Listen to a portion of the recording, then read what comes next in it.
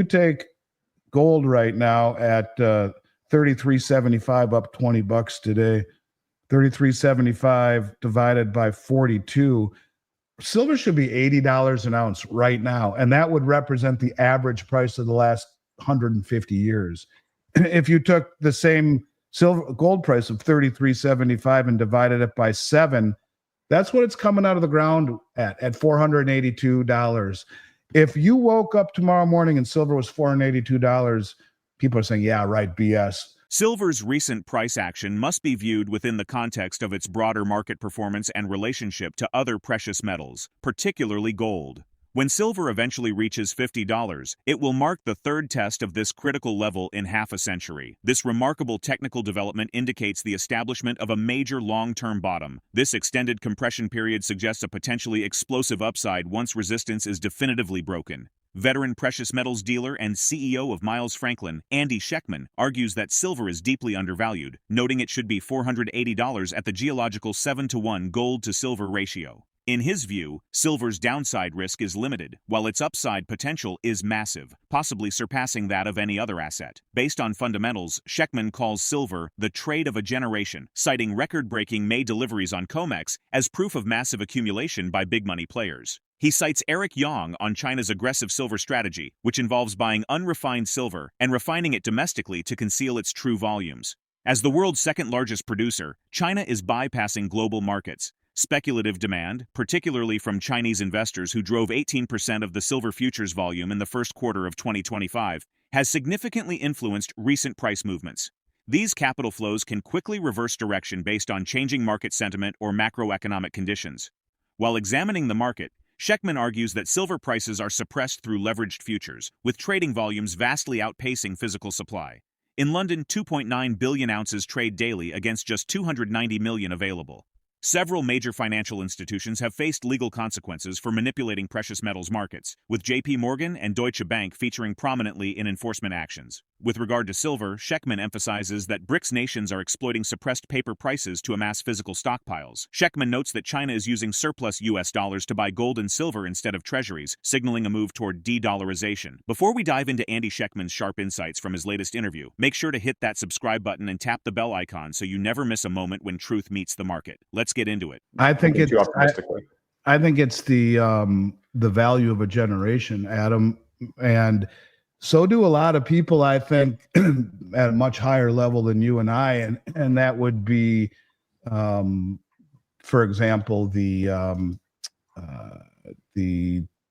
big money that just brought in more silver on the May contract than ever has been delivered into COMEX. Wasn't so easy for me to say. What I'm trying to say is whoever is importing all this silver just brought in the largest delivery in the history of the COMEX on the May contract. Same thing in gold, by the way.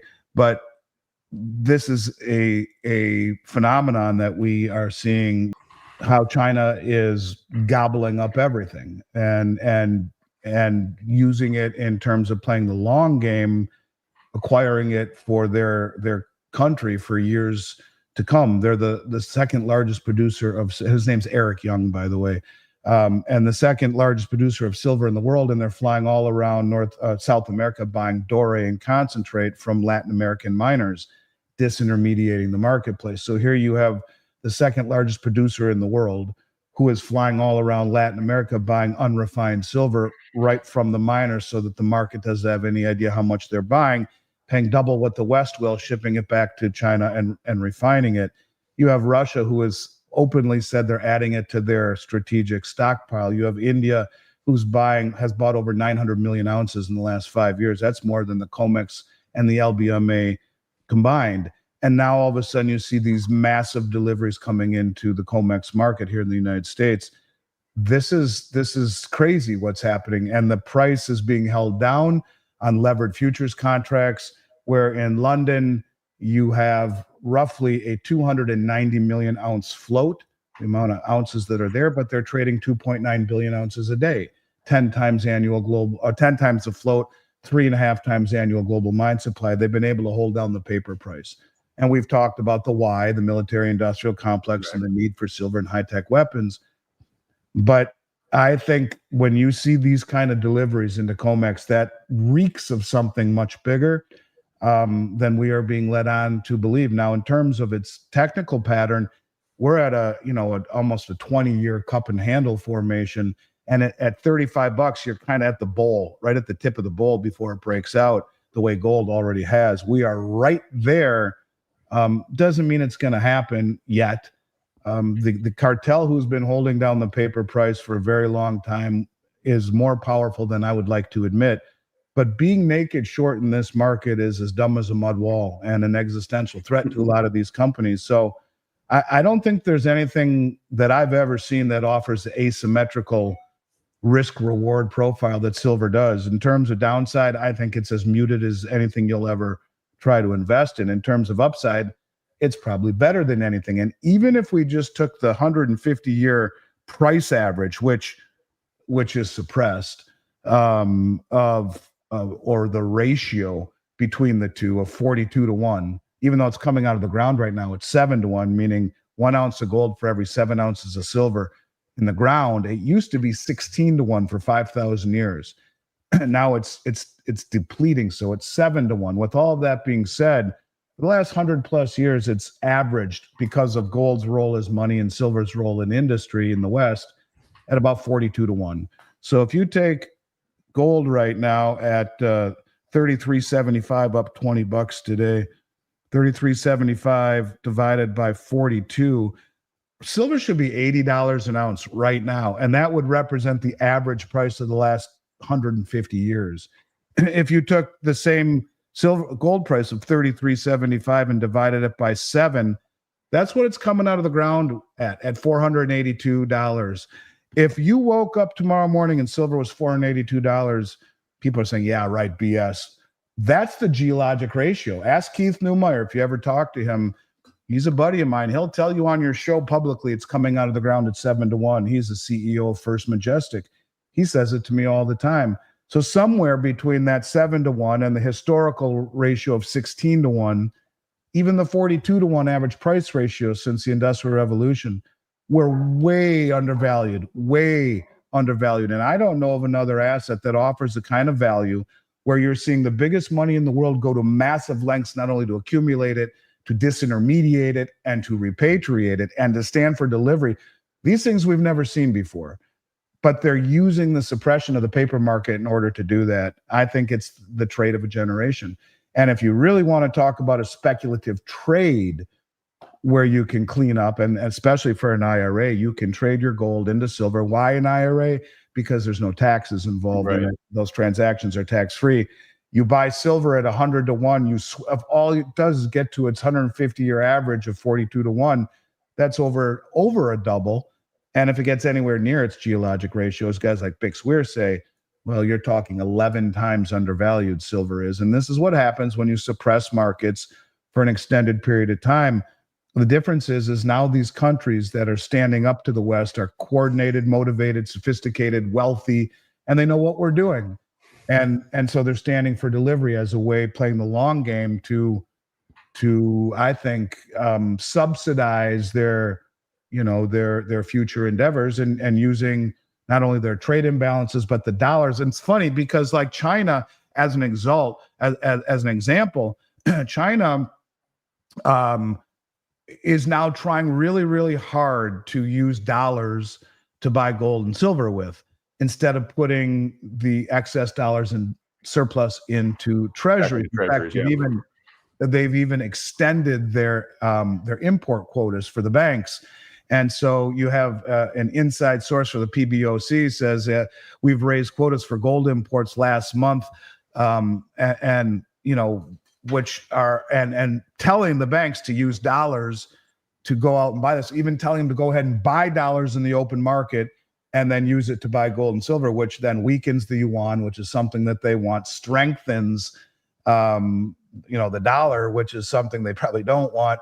And then they'll go and buy gold with those dollars, which then raises the value of the gold that they've been buying. So this is a big deal. It really is. It's a big deal because the rest of the world, I think, understands, many of these countries in the BRICS in particular, understand that we've held down the price for far too long for various reasons, and they're using it against us by standing for delivery. And that's what Eric Young, King Kong, is saying. He's a brilliant man. He's saying that the Chinese are part of this suppression now too. They're using it just like the West is to stand for delivery on anything that's not nailed down. They're playing the long game. People in this country look at their portfolio and they think in terms of minutes and days. China and the rest of these countries are playing the long game in terms of years and positioning themselves using maybe the last few days and hours of the Western pricing system against us to suppress the paper price and then stand for delivery, just like we see here on COMEX. Who's got $8 billion to stand for delivery on gold? And who's importing, the largest delivery in the history of the COMEX and silver? In the interview, AndySchectman cites Colleen's Substack, exposing how some dealers sell specialty coins at high premiums, but make themselves the only buyers when customers want to sell. This traps sellers. Based on current trends, Schectman strongly advises avoiding physical possession of metals in an LLC IRA due to IRS penalties. He also warns against always choosing fully segregated storage. Allocated storage pools often return generic bars, risking significant value loss. Even if you buy the right kind of gold, where and how you store it is just as important. The IRS doesn't allow you to hold the gold yourself. That means no keeping it in a safe at home or burying it in the backyard. Your precious metals must be stored with an approved third-party custodian, a company that handles secure storage in a facility meeting IRS standards. For an investor interested in precious metals as a diversifier and alternative investment, gold can play a small part in an overall portfolio. If you're unsure, consider starting with a small allocation. Among those who do include alternatives in a portfolio, many limit commodities such as gold to about 5% or 10% of their total asset base. Let's get back to the interview. There's a Substack by someone named Colleen. I don't know who she is. It's called Colleen's Newsletter, and I think she was taken by this. But there's an interesting comment she makes. I just have to find it here. So let me just read this. It says, she says, creating a closed market for specialty coins is just one aspect of how unscrupulous metals dealers make their money. Every dealer of precious metals charges a premium above the current spot price of the metal itself. And this is generally a small percent above the spot price on that day, not double or more the spot price. Any dealer worth their salt will tell you exactly how much above the spot price and what their fee represents in your purchase price. An unscrupulous company's customer agreement may state that the seller is the only one potential buyer for your metals at the time you want to liquidate. But what they won't tell you is that they've positioned themselves as the best potential buyer of the overpriced coins they sell you. If you try to sell your coins to anyone other than the dealer who sold them to you, they will likely offer you spot or lower for that metal, nowhere near the price the seller would offer you to buy them back, irrespective of how rare and valuable they may tell you they are. I know this because I inquired with other buyers about their purchase price for my coins, and until the spot price of the metal itself substantively exceeds what you paid for the coins originally, you may not be able to recoup your initial investment by selling your coins to any other metals dealer than the company who sold you the coins. And that's what they do. They're the only ones. And when people get really angry and they're caught, they don't drink their bathwater. They pay what they should. And oftentimes we even tell people, no. I don't want my money back. Gold and silver are way up in the 3 years that I've done this. You owe me more money, or I am going to, go to every length possible to make this miserable on you, and rightfully so, as far as I'm concerned. So yeah, that's just the deal, is that they are selling coins that they create the market for. No one else will. And if you try and shop it anywhere else, you'll be lucky to get melt value on any of this stuff. And I used to say to people, don't do it. There was the companies that tell you can do this typically are the ones that sell the LLCs, the LLC IRAs. And they do it because you can choose where you want it stored if you have an LLC IRA. However, that doesn't mean in your safe. That would mean you could choose our BRICS program if you wanted. You could choose any vault that you want, but it must never come into your own possession, your custody. If it's sent to a depository of your choice, that's fine.